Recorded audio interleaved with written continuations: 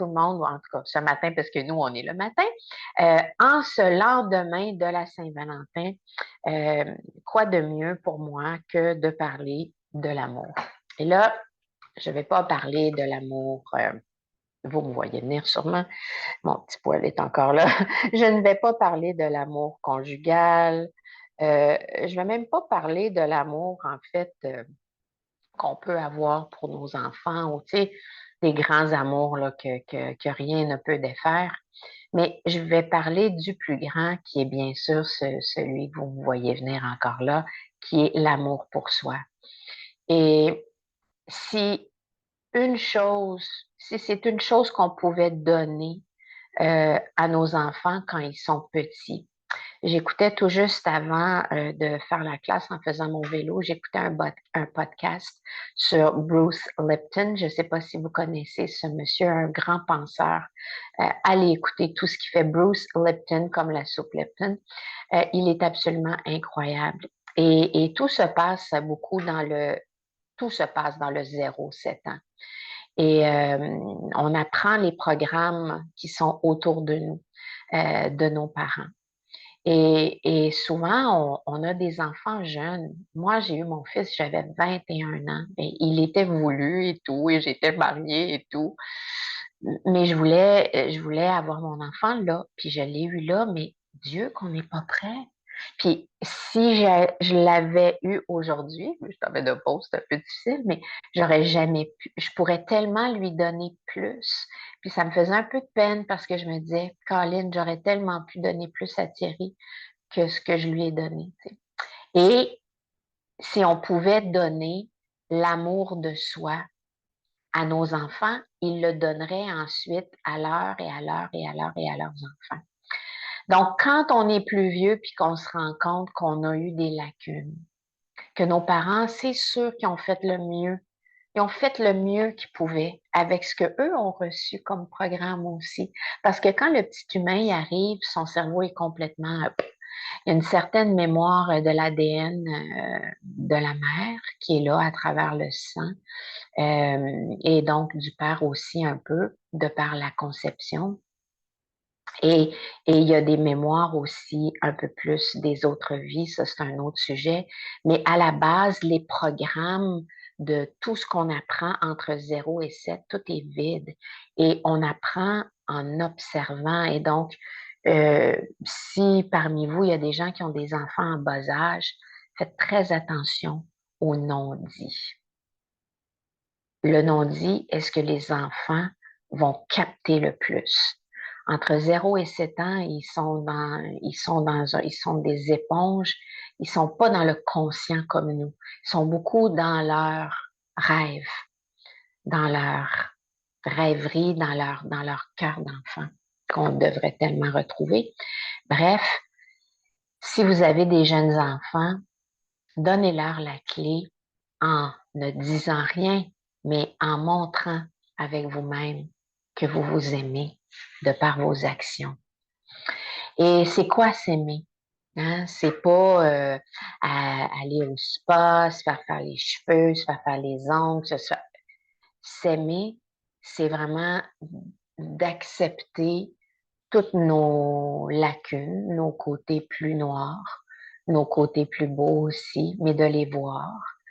Euh, S'aimer aussi, ça va être de se donner ce que l'on ressent en étant adulte, que l'on n'a pas reçu quand on était petit.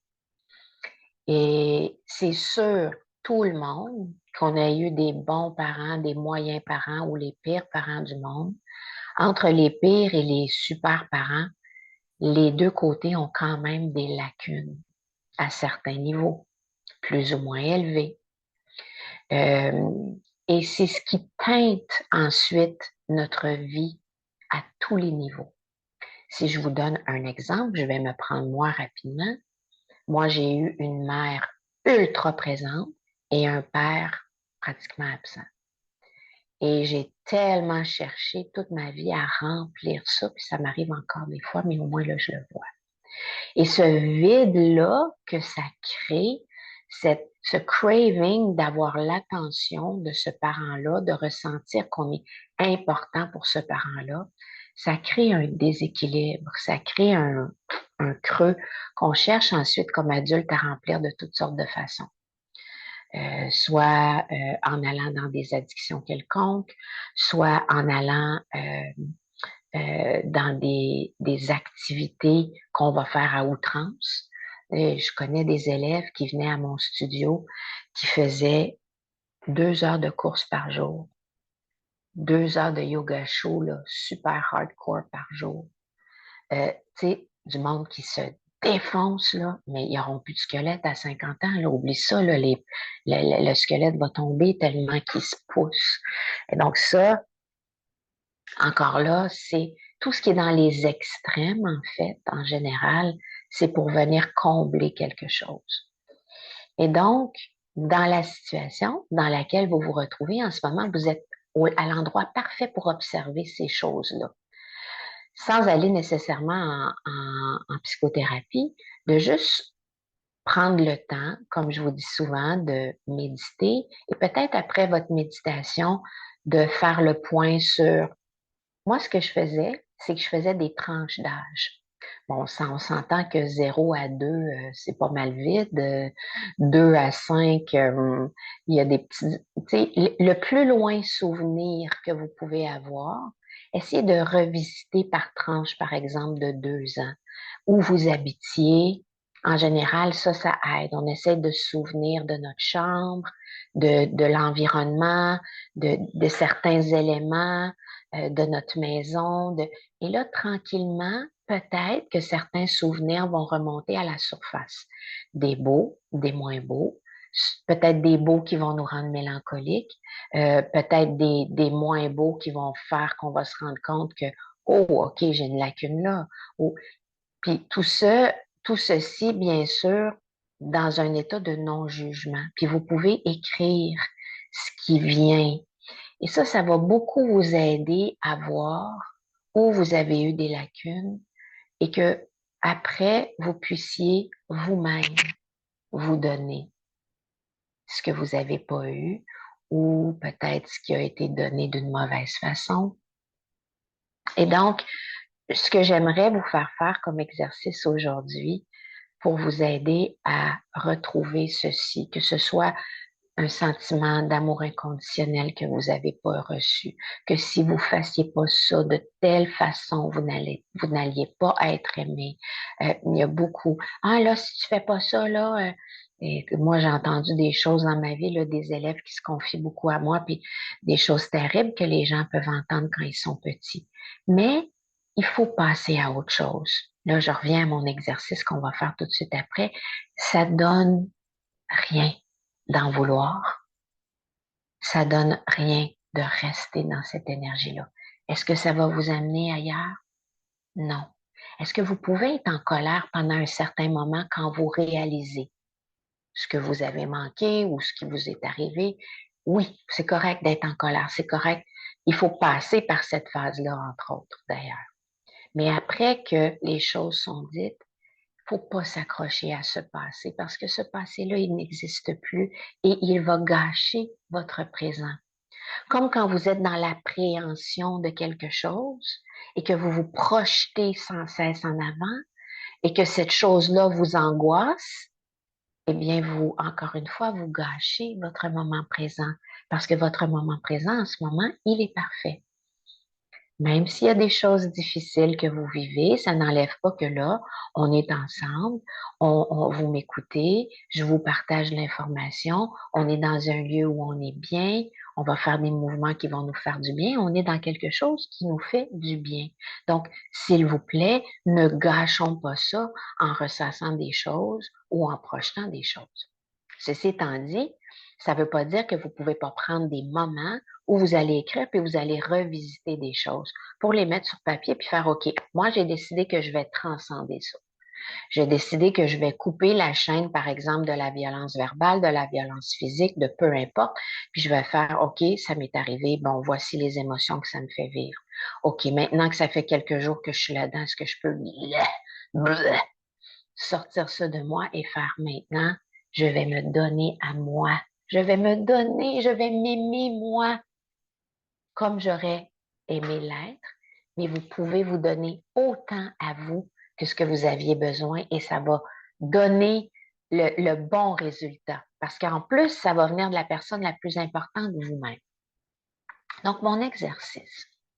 Et, et ça, c'est pas une science. Il y a peut-être certaines personnes qui connaissent ceci. C'est un exercice en anglais qu'on dit de whole brain, du cerveau au complet. Alors, très, très techniquement, votre cerveau gauche contrôle votre côté droit. Donc, ma main en ce moment qui fait ça, là, c'est mon hémisphère gauche qui le fait travailler. Mon cerveau droit contrôle mon côté gauche. Ma main gauche qui fait ça, c'est mon hémisphère droit qui le fait.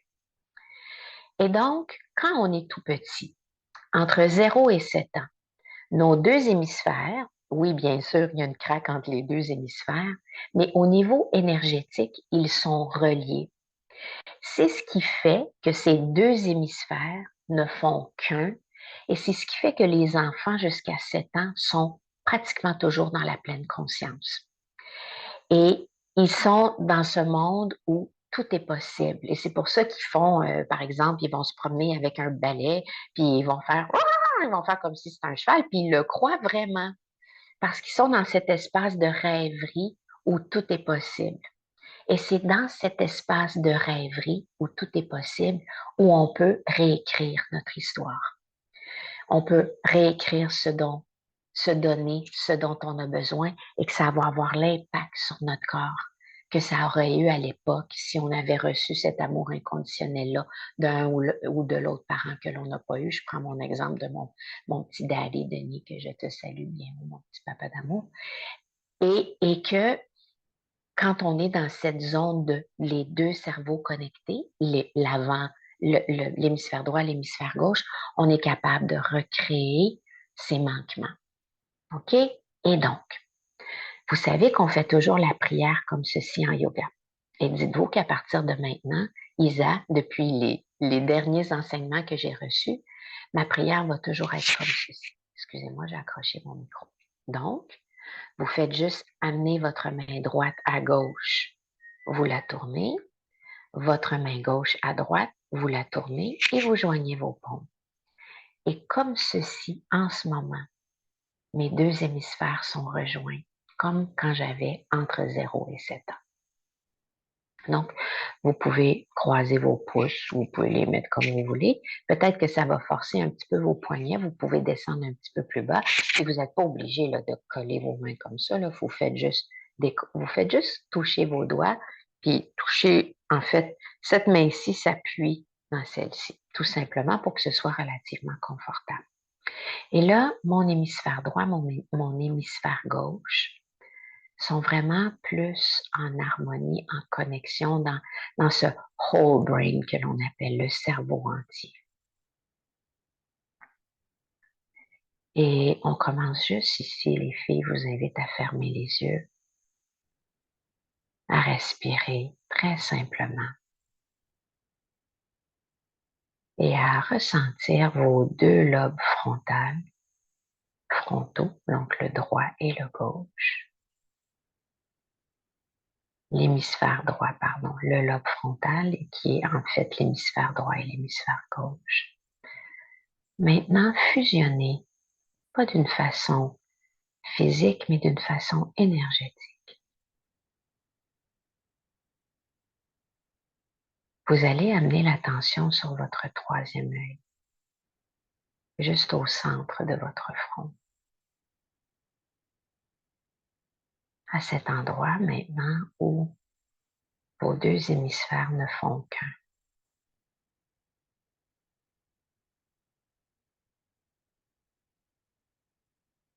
Respirez tranquillement pendant quelques souffles dans ce lieu, à l'avant de votre front, au troisième œil,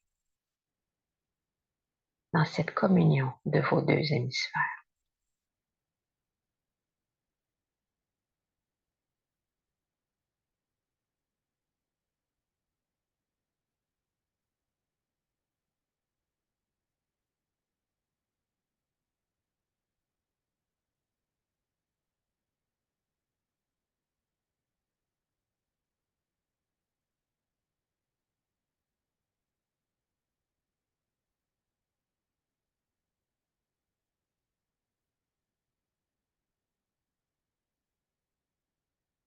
Très bien.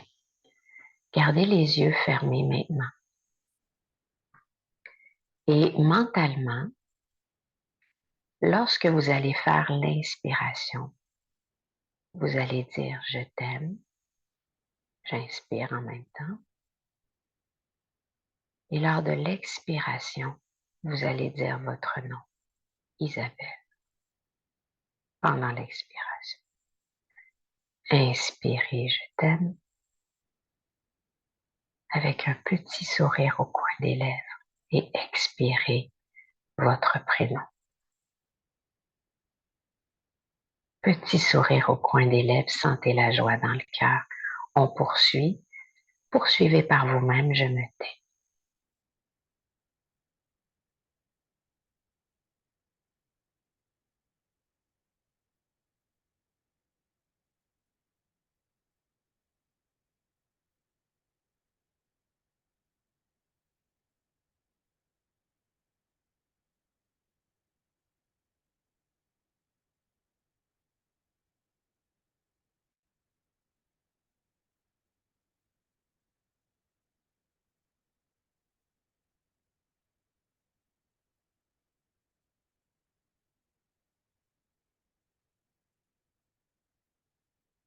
Toujours une certaine attention sur le lobe frontal, le troisième œil en avant, en poursuivant.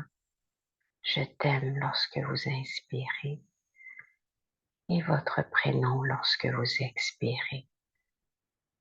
Toujours avec ce petit rictus au coin des lèvres.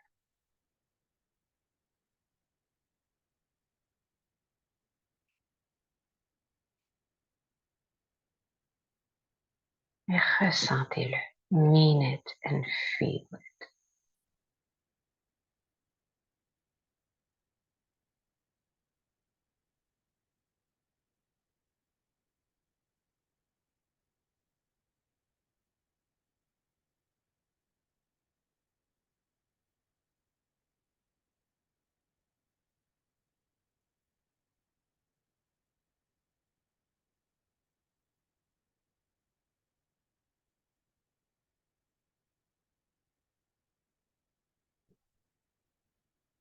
Trois derniers.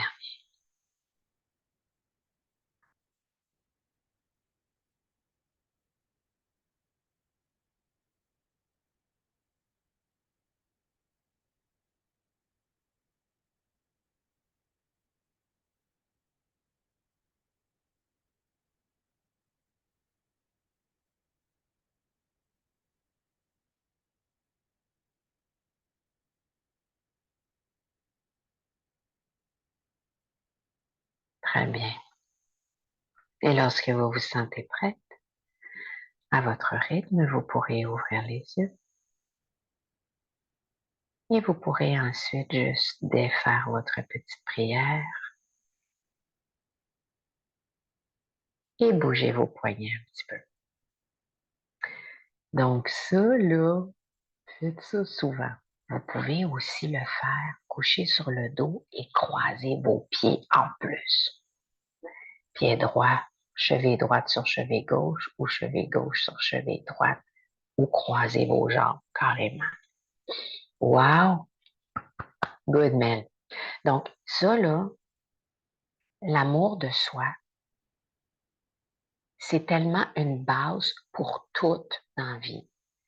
Pour s'auto-guérir, pour être heureux, pour être bien, pour être léger, pour juste thrive into your life. Comment on traduit thrive?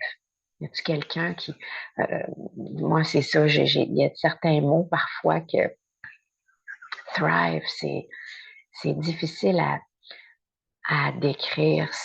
Thrive veut dire je parcours ma vie, mais avec toute tout mon potentiel. C'est comme thrive, to thrive, ça veut dire vivre son plein potentiel.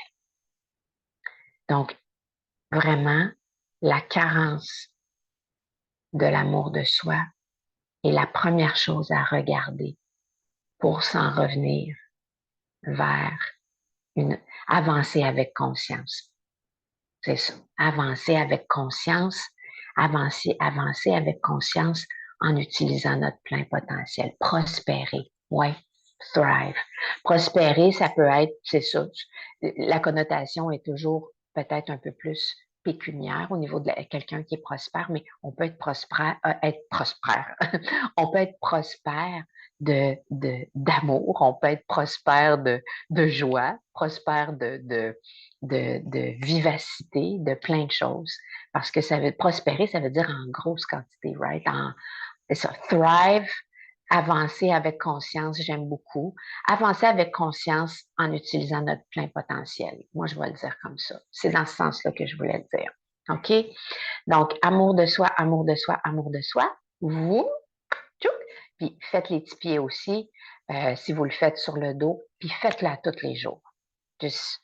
Et là, ce que vous faites dans ce temps-là, c'est que les programmes que vous avez emmagasinés entre 0 et 7, qui ne sont pas nécessairement les bons, on ne se le cachera pas, vous les défaites en mettant des bons. Donc, ça peut être je t'aime qui tu es, ça peut être mon potentiel de whatever, de cuisinière, mon potentiel d'ami, mon potentiel de mère est de plus en plus croissant. Par exemple, je donne un exemple, ça peut être n'importe quoi. Et vous rentrez ce programme-là avec ceci, en joignant vos deux hémisphères. Ça peut être n'importe qu'est-ce que vous voulez. OK? Et, dernière chose que je vais dire, qui est tellement important, dont je parlais avec une élève hier, d'ailleurs, qui traverse un moment difficile. Si on concentre constamment notre attention, je pense que j'en ai parlé un peu la semaine passée, si on concentre constamment notre attention sur ce qui est difficile dans notre vie, sur là, je vis une maladie, là, les traitements, c'est intense, là, ça, c'est... Si on concentre notre attention, qu'on met tout notre corps et esprit là-dessus, ce qui va se concrétiser dans notre vie, c'est ça. Ce qu'on veut, non. Je fais ma tante. Céline sort de ce corps. Des fois, je me prends pour Céline Dion, limite. Elle me fait tellement rire. Pauvre petite. Elle va aller mieux avec. On va lui donner des trucs. Il faut concentrer notre attention sur ce que l'on veut. Et d'ailleurs, il y a une d'entre vous qui m'a demandé la référence du livre dont je parlais la semaine dernière, que je n'ai pas retrouvé et que je vais retrouver, que je vais vous envoyer. Donc, ça, c'est un aparté. Et je crois que ça parlait de ça en partie. On ne peut pas penser que dans notre réalité, arrivent des choses auxquelles on ne pense jamais et plutôt que l'on remplace toujours par ce que l'on ne veut pas. Ce qu'on veut pas, on concentre toute notre attention sur ce que l'on veut. Donc, je veux, et encore plus, on fait comme si on l'avait déjà. Je suis en parfaite santé. J'agis, je suis active dans la mesure de ce qui est disponible dans votre corps. Si vous avez la falle à terre, vous n'allez pas aller courir un marathon. Est-ce que vous allez marcher un petit peu puis faire le tour du bloc pour aller prendre du bon air? Oui.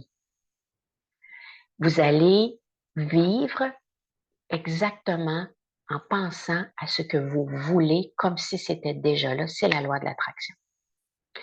Allez faire vos recherches loi de l'attraction. Mais pour vrai, concentrez votre attention sur ce que vous voulez et arrêtez de penser à... Il y a une affaire de... Caro Ouellette, si tu veux m'envoyer, mon ami, dans Messenger, Isa, vidéo de l'éveilleur quantique. Puis tantôt, quand je vais envoyer la rediffusion du cours, je vais vous envoyer cette vidéo-là aussi. Donc, vidéo de l'éveilleur quantique. Ou Mélanie, ou n'importe qui là, qui est avec moi dans Messenger, si vous voulez m'envoyer ça là-dessus. Messenger, moi, c'est mon post-it. OK, donc, concentrons notre attention sur ce que l'on veut et faisons les actions chaque jour dans notre vie pour obtenir ce que l'on veut, voir se réaliser dans notre vie.